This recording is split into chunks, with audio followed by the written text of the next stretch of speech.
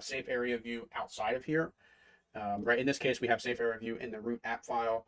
This file has one component profile. If I remove that, it's no longer there.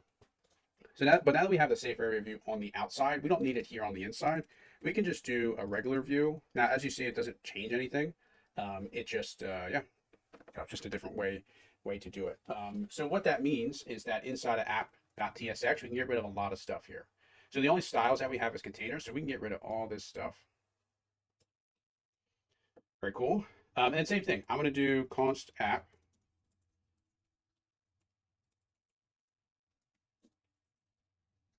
Export default app. There we go. We can get rid of this up here. Get rid of this up here, and we're good. So the app, when the app is loaded, we have the app.tsx is the first file that it goes to. Inside of this file, we're saying stay away from the bad zones, right? The safe areas. Anything that is a child of the safe area view should not interact, not fall behind these safe areas. In this case, we have one child, which is profile.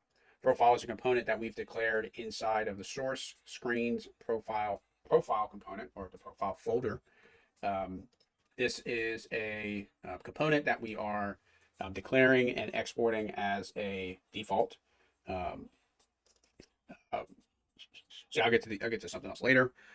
Inside of this profile, we have one parent component, or one parent view, which is the container, which is just spreading the entire height of the safe area view. So if I do background color red, same thing as before. But now we can see that the view no longer contains the safe area view, right? This red is outside of those bounds.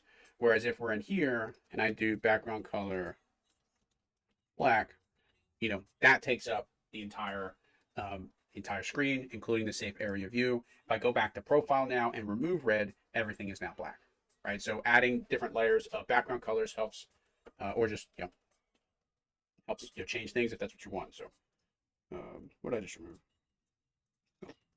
Didn't I just remove something? No. Sweet.